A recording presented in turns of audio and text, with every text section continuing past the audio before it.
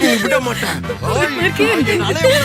என்னடி இவர் கத்துற காட்டுல அந்த பையன் நம்மள ஒரு காட்டு காட்டிடும் போல பயமா இருக்கு.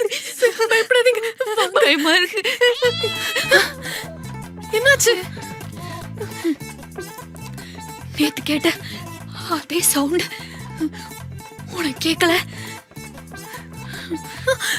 ஆமா கேக்குது. சாமி இங்கதான் இருக்கு, வாங்க. சாமி வாங்க சாமி. பாக்குறேன் இருங்க. இருடி, சாமி வரட்டும் நம்ம பார்க்கலாம். சாமி ஏங்க பூனைங்க.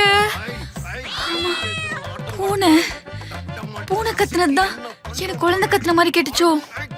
இருக்கலாம். உன்னை விட மாட்டேன்டா. உன்னை துரத்தாம விட மாட்டேன். உன்னை பிடிக்காம விட மாட்டேன். உன் கழுத்துல என்ன பண்ற மாதிரி விட மாட்டேன் நானு.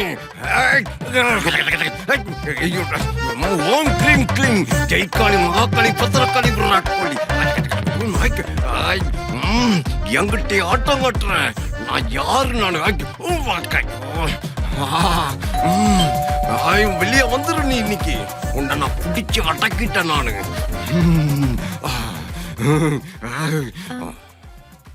சொல்லுங்க ஆண்டி.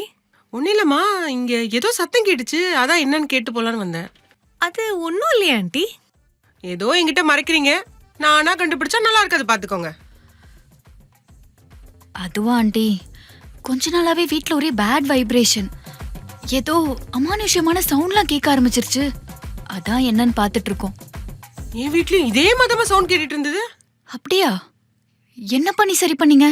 சாமியார்னு ஒருத்தன் வந்தான், நிறைய காசு போட்டு ஏமாத்திட்டு போயிட்டான். இங்க இருக்கிற நிறைய வீட்ல இதே மதமா நடக்குது. நீங்க 2 பேரும் கொஞ்சம் கேர்ஃபுல்லா இருங்க. Okay aunty. புடிச்சிட்டேன். இங்க இருந்த காசு கருப்பு நான் புடிச்சிட்டேன். எங்க இருக்கீங்க? புடிச்சிட்டோமா? அந்த ஆத்மாவை நான் புடிச்சிட்டேன்.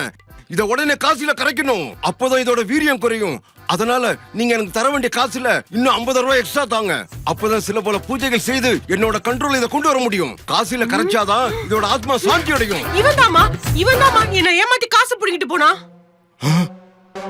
எக்ஸ்ட்ரா காசு தானே, கொடுத்துட்டா போச்சு. ஐயோ, இவனே எல்லாத்தையும் செஞ்சுட்டு சரி சரின்னு சொல்லிட்டு என்னோட காசு புடுங்குறான். புடுங்குமா இவனை? ஒரு அல்பா